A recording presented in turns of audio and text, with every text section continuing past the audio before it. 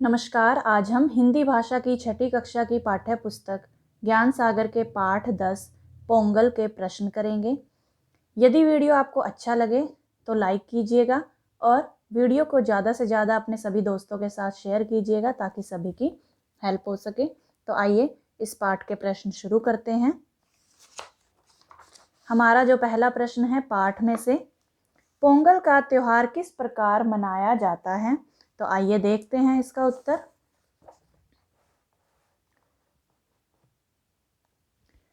पोंगल का त्योहार तई नामक तमिल महीने की पहली तारीख को मनाया जाता है। सबसे पहले घरों की सफ़ेदी होती है और पुरानी वस्तुओं की होली सी जलाते हैं। इस दिन सूर्य देव की पूजा की जाती है। शर्करई पोंगल नामक स्वादिष्ट व्यंजन भी बनाया जाता है और कोलम नामक सुंदर सुंदर आकृतियाँ भी बनाई जाती हैं। इस त्योहार में पशुओं के प्रति कृतज्ञता भी प्रकट की जाती है। अगला प्रश्न है,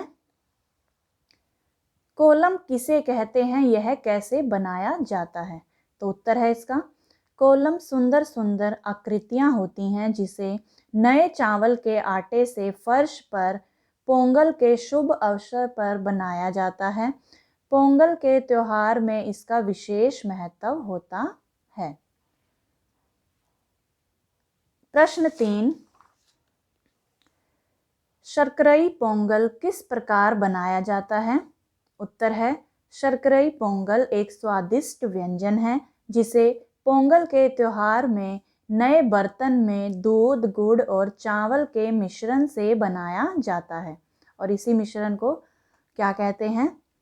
शर्करई पोंगल। जो भी जो व्यंजन तैयार होता है दूध, गुड़ और चावल के मिलाने से, उसे क्या कहेंगे? शर्करई पोंगल। माट्टू पोंगल के दिन क्या होता है? तो उत्तर है, माट्टू पोंगल के दिन बैलों को भव्य रूप में सजाया जाता और गली कूचों में उनका जुलूस निकाला जाता है। इस दिन पशुओं के प्रति कृतज्ञता यानी उनका आभार प्रकट किया जाता है और बैलों की दौड़ प्रतियोगिता का आयोजन भी किया जाता है। अब अगला प्रश्न है प्रश्न 5,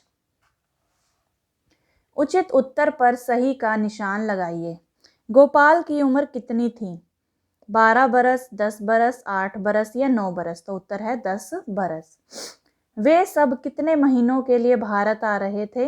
2 महीने के लिए, 4 महीने के लिए, 1 महीने के लिए, 6 महीने के लिए? तो सही उत्तर है 1 महीने के लिए।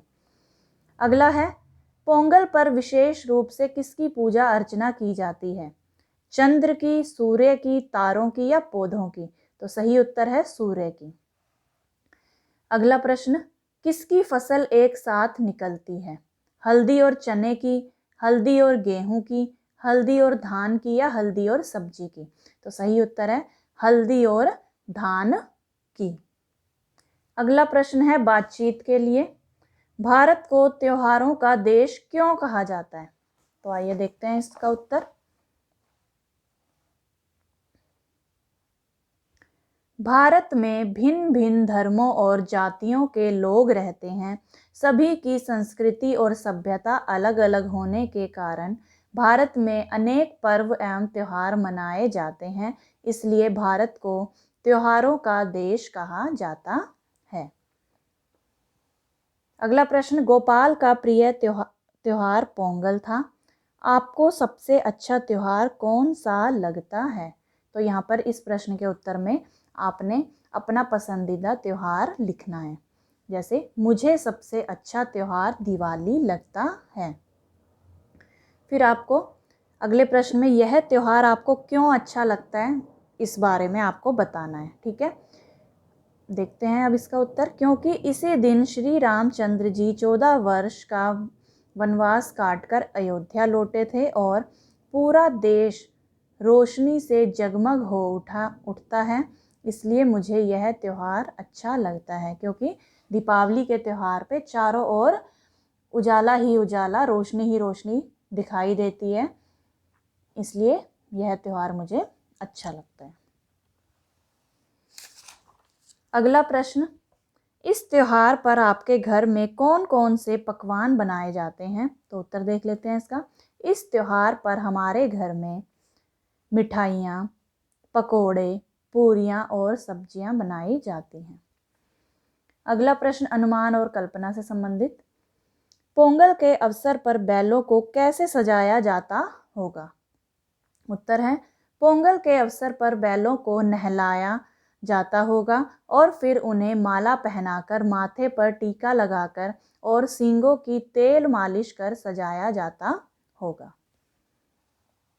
अगला प्रश्न, रंगोली बहुत प्रकार से बनाई जाती है, गीले व सूखे रंगों से, फूलों से। मान लीजिए आपको अपने विद्यालय या घर में एक रंगोली तैयार करनी है।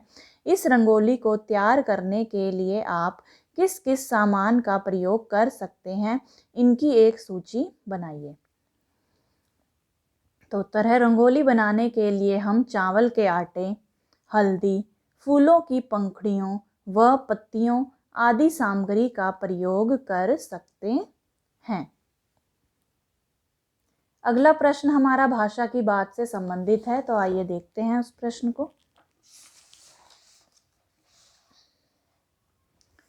पाठ में आए हुए ऐसे 4 शब्दों को छांटिए जिनमें अनुस्वार यानी बिंदु अथवा अनुनासिक यानी चंद्र बिंदु का प्रयोग किया गया हो। तो यहाँ पर हमें अनुस्वार वाले शब्द लिखने हैं और यहाँ पर अनुनासिक वाले। तो अनुस्वार वाले शब्द हमने ये पाठ में से ही छांटे हैं। पोंगल, रंग बिरंगे, सुगंध, सुंदर। और अनुनासिक वाले गांव, संवारती, आकृतियाँ, खुशियाँ। अगला प्रश्न है, नीचे लिखे शब्दों के विलोम शब्द पाठ में से ढूंढकर लिखिए। विलोम शब्द यानी कि उल्टे अर्थ वाले शब्द, विपरीतार्थक शब्द, जैसे गमन का आगमन, दुर्गंध का सुगंध, कृतज्ञता का कृतघ्नता का कृतज्ञता और निरर्थक का सार्थक। ठीक है। अब अगला प्रश्न है जीवन मूल्य से संबंधित। हाँ बेटे, ये त्योहार खुशियाँ बांटते हैं और हमें एक दूसरे के निकट लाते हैं। गोपाल की तरह क्या आपने भी दादा दादी के साथ कोई त्योहार मनाया है? तो आइए देखते हैं। हाँ, मैंने भी अपने दादी दादाजी के साथ बहुत से त्योहार मनाए हैं। अगला प्रश्न, त्योहार हमें आपस में जोड़ते हैं कैसे?